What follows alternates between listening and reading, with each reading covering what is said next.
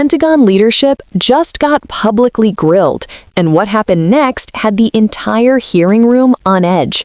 One Democrat laid out 3 separate categories of alleged incompetence and demanded answers right to the Secretary of Defense's face. Thank you, Mr. Chairman. Secretary Hegseth, Chairman Kane, thank you both for being here today. Mr. Secretary, your testimony over the last several days before Congress, I've heard you speak about all of your supposed accomplishments from your time at the Pentagon. I have to say, your training at Fox News has let you spin months of dangerous dysfunction and incompetence into catchy phrases like restoring the warrior ethos and increasing lethality. But the truth is, it's really been chaos at the Pentagon under your leadership. You've clearly shown you're unable to manage the Department of Defense, but what I'm most concerned about are 3 specific areas: your operational incompetence, your managerial incompetence, and your budgetary incompetence. So let's start with operational. According to news reports, in your first week on the job, you got confused in a National Security Council meeting and thought President Trump wanted you to stop all aid to Ukraine. In a well-functioning administration, you would have asked for clarification before making that seismic policy shift, but instead you ordered vital military aid heading to the front lines turned around, costing the U.S. millions of dollars and depriving Ukrainian soldiers of equipment they needed to fight Russia. So, Mr. Secretary, can you explain how exactly you misunderstood such a monumental presidential order? One of many fake news headlines we've dealt with. So President Trump told you to halt military aid to Ukraine on January 30th? As is often the case, highly ideological and very ill-informed reporters love to speculate about things they know nothing about in order to spear President Trump and myself. So it sounds like actually the reporting is correct, because I will say, if it wasn't a mistake, why did aid restart only a few days later? Again, we would take complete issue with what would some call reporting and others call a hatchet job. So why did aid start just a couple days later? I'm saying the reporting is inaccurate, ma'am. I don't think that's correct. So let's move on to your managerial incompetence. I think we can see why you misunderstood the president, because you're obviously misunderstanding my questions. Less than a month into the job, you fired the chairman of the Joint Chiefs, C.Q. Brown, and the chief of naval operations, Lisa Franchetti, without cause. And to this day, you still have not provided an adequate explanation for removing them. As far as I can tell, you fired C.Q. Brown because he was black and Lisa Franchetti because she is a woman. So nearly 4 months later, we still don't have a new nominee for Chief of Naval Operations. News reports, and you can contest it, but I'd love to hear your answer, say that you haven't nominated someone because qualified admirals keep turning the position down. So tell me, Mr. Secretary, when will Congress receive your nomination for the next chairman of the next Chief of Naval Operations? Ma'am, with all due respect, I would suggest not believing every headline you read. With all due respect, I'd like your nomination. When will we see it? There has not a single admiral or any military official has turned down a position that's been So when will we provided. see your nominee for the Chief of Naval Operations? In due time, for all the right reasons.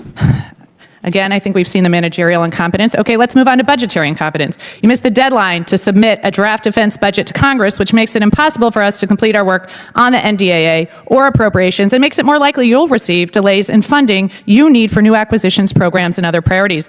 Additionally, you're blowing money on poorly conceived operations and vanity projects for President Trump. Retrofitting the Qatari jet to serve as Air Force One will cost about $400 million. The parade in D.C. this weekend will cost upwards of $40 million. Your bombing campaign in Yemen cost about $1 billion, and a week later they were having missile strikes in Israel. Your operations in LA will cost tens of millions of dollars, and you claim to be cutting costs at the Pentagon, but all I see are wasted dollars better spent addressing our most pressing threats like China. So, Mr. Secretary, what priorities have you cut funding for to pay for these projects? Ma'am, I would just say your list left off securing the southern border.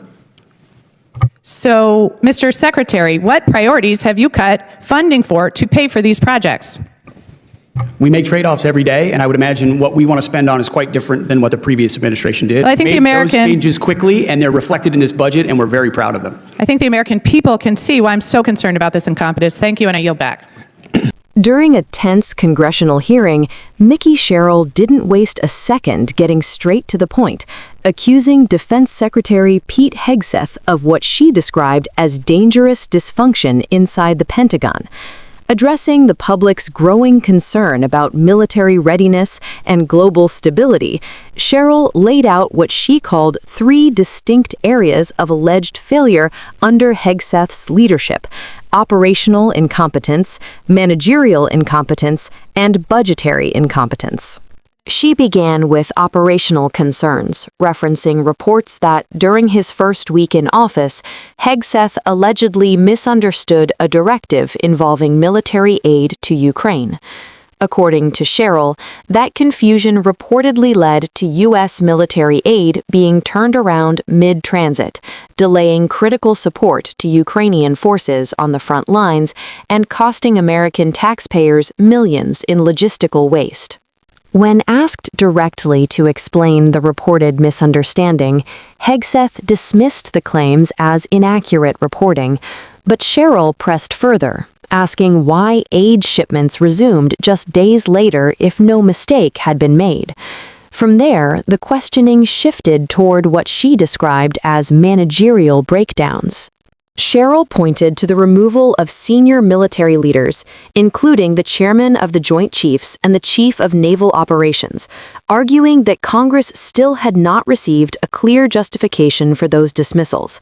She also raised concerns about the continued vacancy at the Navy's top operational leadership post, asking when Congress could expect a nomination for the next chief of naval operations.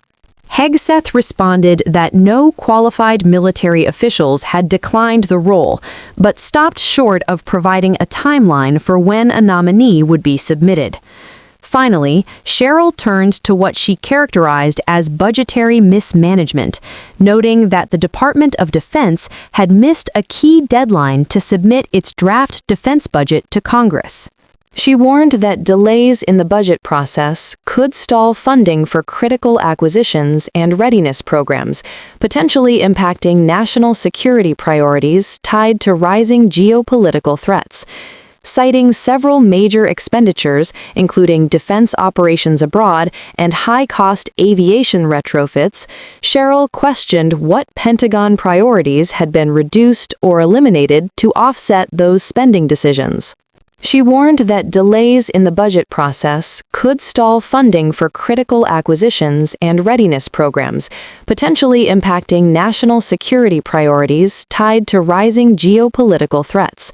Citing several major expenditures, including defense operations abroad and high-cost aviation retrofits, Sherrill questioned what Pentagon priorities had been reduced or eliminated to offset those spending decisions.